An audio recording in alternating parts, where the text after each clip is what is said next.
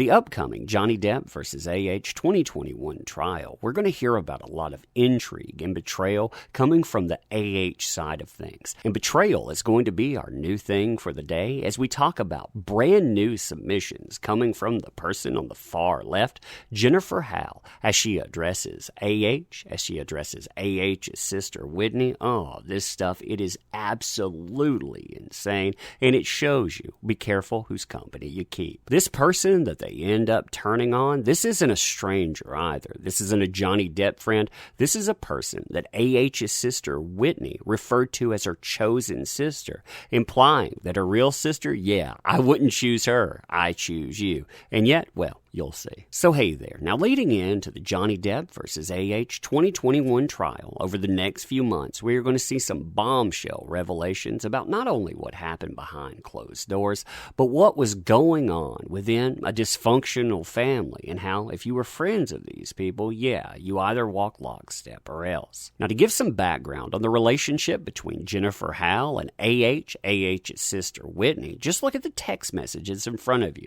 Look at how familiar the greetings are when they start out with, oh, hi, and then a familiar kind of joke. Love and miss you too. So you'll see this kind of stuff mentioned a lot. Oh, I love you. You're the greatest person ever. In fact, you're my chosen sister. Sorry for the delay. In the UK at present, so the time difference is a bleep. What's new with you?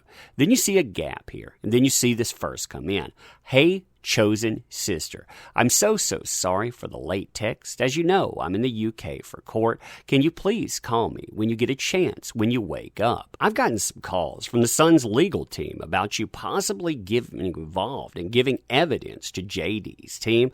I told the Sun there was no way this could be true, but I just wanted to talk to you. No matter what, I love you. Now, we'll put her response, the declaration, and on everything into context at the end of this. But before we get to it, I want to get to this brand new letter. Now, when we're going through this letter, I want you to remember something. Jennifer Howell did not bring herself into this. Whitney, AH's sister, did when she talked about a certain incident, and we'll discuss that at the end. But, dear Whitney, and you notice the date here, July 25th, 2020.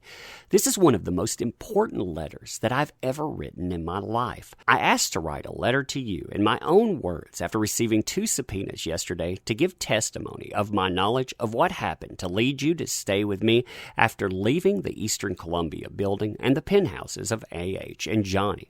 The reason this letter is so important to me is that you, my chosen sister, remember that all the time, my chosen sister, they both call each other that, are so important to me, and I'm hoping that the truth will set you free from a lifetime of abuse and being forced to live someone else's life instead of given the freedom to live your own.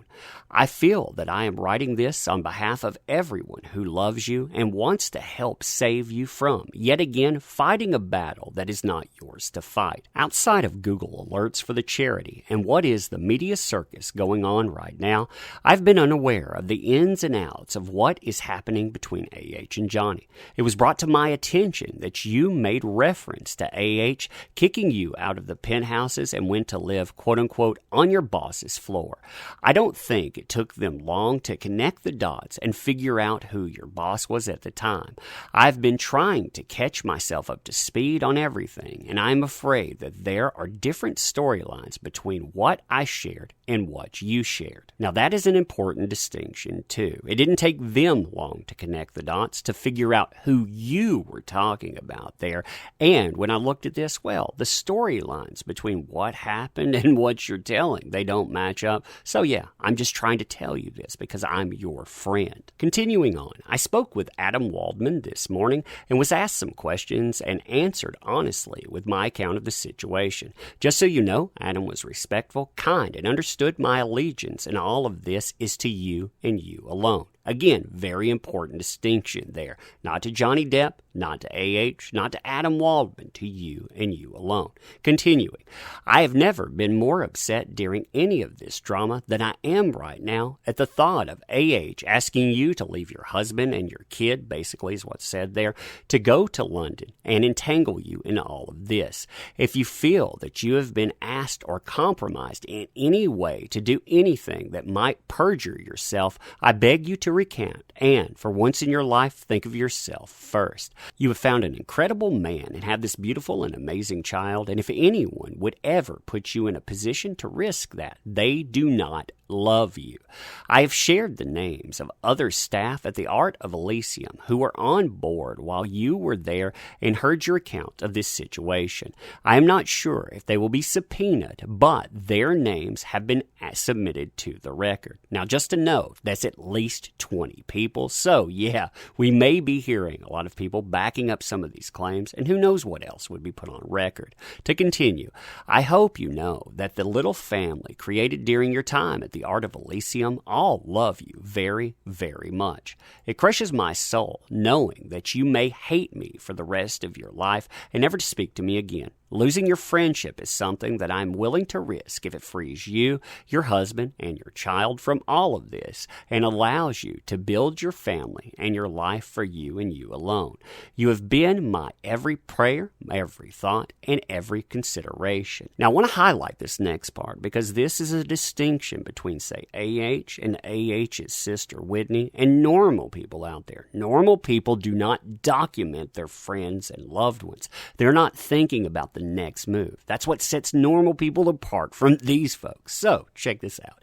I stated while being questioned that I do not have dates nor timelines because when you showed up to stay with me, I never thought twice about giving you a home and was happy to provide you with my guest room and have you in the safety of my place. I never wrote down when you moved in nor when you left because my home was and will always be your home. That, like I said, is very normal. People don't photograph their friends. They don't try to set their loved ones up. That's what showcases how messed up the relationships that AH and Whitney, they have with other people. Continuing, I have entered to record that I am happy to share any text messages, emails, or anything they need from that time to help appropriately piece together specific dates and an accurate timeline. I have offered anything that I have to help shed light on the absolute truth and put an end to all of this to move on with the next chapter of your life. I promise you that the next chapter will be your best yet. The things that came up during the deposition with Adam are as follows. And this is pretty much spot on, except a couple of things. They add a little insight, to the things that we see. So the incident on the stairs, that was one of the inciting events that led you to ask to move in with me. You told me and others on staff that you tried to stop AH from attacking Johnny and nearly got thrown down the stairs. At no point in time was it ever said to me that Johnny, he had ever, done anything to AH in any way. That's pretty much what it's pointing out. Have you ever expressed concern that Johnny was doing that to AH? I would have gotten a social worker or someone to help you to remove your sister from that situation. I would have done anything to help you in any way. My father reminded me this morning that I told him Whitney had moved in with me because she was terrified of her sister. Not for, but of her sister. Now, for the sake of context, I believe that what's said there, it makes a lot more sense than what AH or AH's sister Whitney have been saying. I mean, think, number one, Johnny Depp, he had that on his hand while all of this was transpiring. And yes, you can argue, and yes, you can rage with a cast on your hand, but it makes a lot more sense when you think about the other person doing a lot of what you see. Number two, AH surrounds herself with people that always take her side. Whitney, she was kicked out by AH. Do you think if she would have stood up for AH, do you think that she would have been kicked out by her? That doesn't make sense either. Now, continuing, look at the way that she describes Johnny Depp and the relationship to someone that she calls her quote-unquote chosen sister. While you were living with me, you told me that Johnny kept checking in to see how you were doing, that he called you sis and you called him brother. You said to me on multiple occasions that you did not know why he, not she, was staying in it, nor why he was putting up with AH's, let's just say, everything. That, it says that he was the aggrieved, not he was the aggressor. Yeah, but they have twisted that tale in the media. They have bought into it big time. Continuing, you shared with me the damage endured by both of you as children and the injury you had suffered from AH both psychologically and physically. I hope that they expand on this too in 2021 because I'm curious about that tale. You were devastated, it continues, during this time, and my heart broke broke for you. My heart still breaks for you right now. When you came back from New York, I would believe it was from Tribeca Film Festival, the Adderall Diaries premiere, or both. You shared with me and everyone in the office that A.H. freaked out, attacked you, and threw a wine glass full of red wine at you in the elevator. Again, my dates are uncertain, but I'm 100% certain of what you shared and have asked a few others who heard it in the office to make sure my facts are accurate. So those names there that it's shared with, I'm sure that they can say, yeah, that happened too. That'll be interesting, right? Continuing. While A.H. and Johnny were in Australia, you were in the office, sitting in the black and white chairs near the kitchen and loudly proclaimed, get this too, oh my God, she has done it now. She has cut off his bleeping finger. I'm not sure if this was before or after Boo and Pistol were back in the U.S. and coming into the office. Other staff was in the office at the time and might have a better grasp of the date. In regards to the extramarital affairs, I only have information you and others shared with me. It is my understanding all of that is completely irrelevant, other than James giving a sworn testimony to what he did or did not see on A.H.'s face that day in the elevator. I told Adam that if James were asked anything at all, that I know without a shadow of a doubt that he would speak to the truth, because I know his heart and his conscience and the spiritual journey that he is on to be accountable for anything he has ever done that might have inadvertently hurt anyone, and to go to great lengths to make amends and to do what is right truly. I encouraged him to speak to James directly. Then you have something on Elon here. When Elon came up in the deposition, I shared only what I know from you and Paige. February 9th, 2019 is when I came to see you and to me talking about her child, is when this conversation with you and your mom took place. I told them that I had been told that Elon had gifted Teslas, but A.H. found out that they were bugged. Now, since this was posted and we don't have the document in front of you, we're missing about, I'm going to say, a sentence and a half, and you can see it continue here. It's talking about A.H.'s mother wished that A.H. and Johnny would reconcile. I was indeed taken aback because this was after the divorce, and when they're talking about Whitney's kid was under a year old, and I was at your house. She told me that A.H. and Johnny were still in touch and that they were each other's true loves, or something to that exact sentiment. You were still going through the emotions of having a baby, all those ups and downs, and I could not believe that A.H.'s and Johnny's relationship was being discussed when you were the one who needed to be the focal point and needed our support. I think I called Tash when I left your house, but need to look at my phone records to be sure whom I called. It was someone who knew everything from you, and I confided in them how concerned I was after visiting you. Here's yet another person that knew everything too. Maybe you'll be hearing from them as well. Continuing.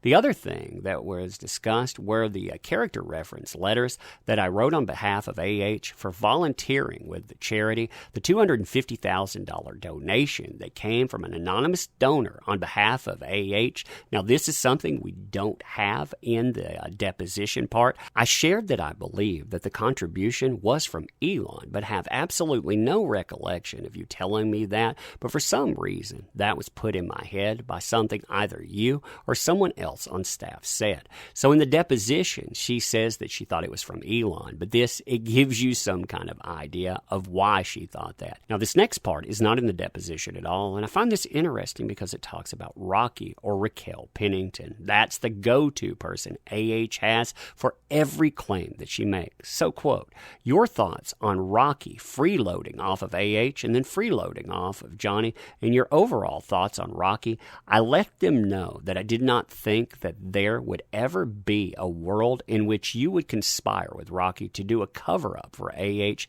given your feelings about her. And after the Art of Elysium had been used in press during the divorce, and I had been asked on multiple occasions to write letters regarding A.H.'s volunteering with the charity, and no donation came into the Art of Elysium, but went to the Children's Hospital, L.A., and to the ACLU, that A.H. AH's publicist told me that they were more prominent charities with a more significant press reach and got international press. You are all aware of all of that already, but just wanted to share everything that was discussed. I asked if it were okay to write you in my own words because I know how easily things can get distorted or twisted. You know me and know that if subpoenaed or brought into this or anything else, that I would always be honest. I love AH and have compassion for her because she is your sister, and I know what you guys went through as kids. The two of you have literally been through hell together, and I know you would do anything in the world for her. She is your older sister. You just lost your mother, and you are a mother for the first time.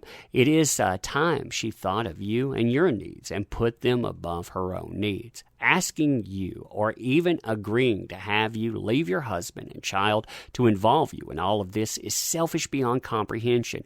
You, Whitney, are worthy of love, worthy of being seen for all of your light and beauty, and worthy of not having to clean up another mess that is not yours. And her closing here. During this time of social change and movements, you can see all the hashtags here and all of the actions working to set the scales of justice back to being, well, just. People have to be willing to come forward with the truth. It took 2 subpoenas to get me to be forthcoming with what I had been told, but I believe in people and feel others, you notice more people being mentioned here, who have borne witness to all of this will also step up and speak their truth. Whitney, I just want you to be somewhere with your husband and child and living your life, not concerned at all about any of this. You deserve that. I love you very much, and she puts her signature. Now, I'll try to explain the deposition and all of this in a message before sending the letter saying, you are my chosen sister. I love you with my entire heart. I was served 2 subpoenas yesterday. I was questioned and just told them the truth as I know it. I would never lie in any court proceedings or anything else. My only concern, basically, is you, as she said a million times here. I have a letter I have written to you, and I'm giving it to you tomorrow. I hope you know how much I love you, and protecting you is something I will do now and always. So, you see this come up. And of course, the response to this isn't, oh yeah, thanks for that, or anything else. It's, my God, why would you do it? Adam Waldman is a vindictive liar who is trying to bring down my family and will do anything to do so. He can and will use anything you say, good or bad, to hurt us. And there was no way you were served 2 subpoenas. No way whatsoever. Now, after the media started discussing this went even further, with Whitney saying, hey, this is a complete fiction. Jennifer Howell's statements do not bear any relationship to the truth, and I have no idea why she is saying this. And that statement, it triggers this email sent to Whitney on July 28th, 2020, that says the following. I was just given the statement you made about me to go to press. Wow, Whitney. If you want to call me a liar while you're lying under oath, then I promise you that I will prove in every way that I am not lying. You questioning my integrity, my honesty, the sincerity that I take with my word is desperate at best. Again, there are 20 plus people that heard everything that you said. I've opened my heart, life to you, and have never done anything but be honest and loving with you. I let you in when you told me you needed to be protected from your sister. Protected, notice that word. I love you and am doing everything in my power to do what is right for you, and you call me a liar. Wow. I think that's going to trigger some fireworks. It'll probably add in a few things to the deposition. And speaking of the deposition, there's not a lot of deviation. You find out more about the relationship that they had, knowing that Whitney was a volunteer for the organization that Jennifer Howell had founded 22 years ago called the Art of Elysium. She volunteered for about 6 months and then was a paid employee from 2015 to 2016, working as an art salon manager and director director. You find out why she got involved. And again, it's not because she wanted to get involved, but rather because she was brought up. And she refutes the claim that, well, somebody was sleeping on her floor. No, they were sleeping in her guest room. Also, when you go through this, what you see isn't talk about, oh, I was scared of this person. It was, I was scared of AH because I thought she was going to end Johnny Depp. That was a frightening thing. We have other things, again, that are brought up almost word for word. Part 5 is almost word for word. Part 6 and 7 are the same. And as far as the page stuff is concerned, there is more to it, including Elon rocket eggs. And if you don't know what I'm talking about, read this part. You'll love it. As far as the things that go to speaking about who she is, talking about her charity work, you have a lot more discussed within this too. You have 9, 10 plus discussions about the $7 million, and you can understand when you put all of this in context why you have a person that feels, hey, this stuff should have gone a certain way. Now, again, like I said, there are certain contexts that's not in here. Like, I believe this donation came from Elon. We get a Y in the letter. We don't have anything mentioned about Rocky or Raquel Pennington and so on. And also, to end this part here, we have the 2 subpoenas noted. This stuff is noted again in this document. So the reason she's being attacked by Whitney, a person that should be on her side, yeah, it's right here. Black and white, she did indeed receive 2 subpoenas. But anyway, let me know what you think about this stuff. I think, again, all of this detail, all of this groundwork, it says plenty. I've got a couple of more good ones coming up for this weekend, but I'm curious exactly what you think. Ending this too, I want to thank you for being here. Thank you for showing up. You make these endeavors possible. Without you, none of this stuff works. And people who forget that, well, woe be it unto them. This channel too, it is doing remarkably well. Thanks to you. I appreciate it. Check if you're subbed or not. We have just crossed 98,000. We have less than 2,000 subs remaining, closing in on that 100K. That is absolutely insane, and thank you again. I also want to mention all the links in the description. Check those out. We have our comic book there. We could definitely use help getting the word out while we're working on it. And again, like I say, thank you. Cannot say that enough. Appreciate the heck out of you, and we'll do this again soon. Thank you.